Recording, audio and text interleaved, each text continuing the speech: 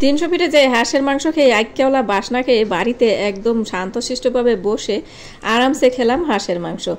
300 ফিটে গেলে অবশ্যই এক একটা প্লেট আপনাকে 250 টাকা থেকে 300 টাকা পর্যন্ত গুনতে হবে, যেগুলো এক একটা হাঁসেরই দাম পড়ে যায়। সেই তুলনায় আপনি যদি বাসায় রান্না করে খেতে পারেন তাহলে কিন্তু এর চেয়ে দ্বিগুণ পরিমাণে আপনি খেতেও পারবেন, এর পরিমাণ বেশি থাকবে, তারপরে আপনি শান্তিতেও খেতে পারবেন। আর মাংসের স্বাদের কথা তো বাদে দিলাম, কোনো রকমই আমার মজা লাগে নাই। একবার খেয়েছি, খেয়ে শিক্ষা হয়ে গেছে, আর দ্বিতীয়বার খাওয়ার কোনো ইচ্ছা নেই আমার, কারণ এখানকার কোনো বেশি ভালো না, আর হচ্ছে গিয়ে কোনো খাবারই আমার কাছে অতটা টেস্ট লাগে নাই। সেই তুলনায় আমি বাসায় যেভাবে রান্না করেছি এর চেয়ে মজা আমার কাছে অন্য কিছু লাগে না। এত টেস্ট আর এত ইয়ামি করে রান্না করেছি। সাথে থাকেন তাহলে দেখতে পারবেন। দেখেন যে হাঁসের একটু তেলের পরিমাণ কম আছে, তাহলে একটু সয়াবিন তেল একটু বেশি করে দিতে হবে। আর যদি দেখেন যে হাঁসটা একটু তেলা আছে, চামড়ার মধ্যে ভালো তেল আছে, তাহলে কিন্তু একটু তেল কম দিলেও চলবে। তবে হাঁসের মাংসটা একটু তেল বেশি করে দিলেই ভালো হয়, আর একটু পেঁয়াজ দিলে ভালো হয় বেশি করে, তাহলে গ্রেভিটা অনেক ঘন হয়।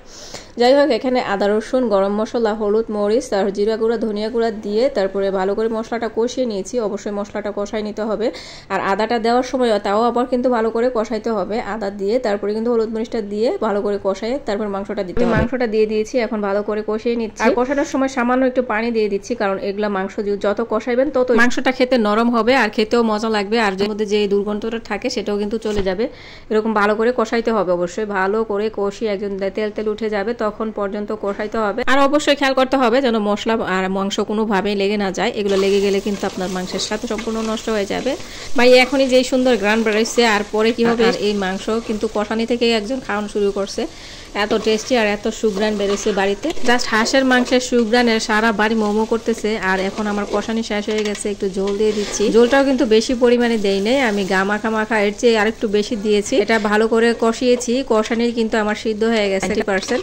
এখন ঝোলটা আর একটু সুন্দর ঘন হওয়ার জন্য আর মাংসটা একটু ভালো করে হওয়ার জন্য দিয়ে দিলাম। আর মাংসটার পানিটা যখন আর একটু টানে আসছে, নামিয়ে ফেলবো এমন অবস্থায় দিয়ে দিলাম একটু টেস্টি সল্ট, আর দিয়ে দিলাম টমেটোর সস। আর এই দুইটা জিনিস দেওয়ার পরে মাংসের স্বাদটা কোন লেভেলে গেছে আপনি ভাবতেও পারবেন না। এত টেস্ট হয়েছে, আর গ্রেভিটা খেতে এতটা টেস্ট হয়েছে, মনে হয়েছে যে শুধু জল দিয়েই ভাত খাওয়া যাবে।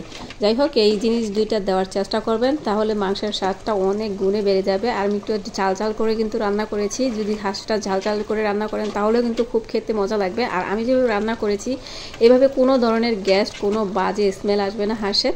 শুধু খাবেন আর বলবেন যে কি খেলাম, এত মজা আর এত টেস্টি। আমার তো সাদা ভাত দিয়ে যে কোনো ধরনের মাংস খুব ভালো লাগে। তো যাই হোক, আজকে অনেকে চাপটি দিয়েও খাবে, আমি চাপটি করে দিলাম। আর 300 ফিটে কিন্তু চাপটি দিয়েই খায়, আর কি পরিমাণ টাকা যে যায় সেটা তো যারা খায় তারাই জানে। আমিও খেয়েছি, আমিও বাস খেয়েছি। যাই হোক, আর খাবো না কখনো, এবার বাড়িতেই বানিয়ে খাবো। যাই হোক, ভিডিওটা কেমন লাগলো অবশ্যই জানাতে ভুলবেন না। আসসালামু আলাইকুম, আল্লাহ হাফেজ।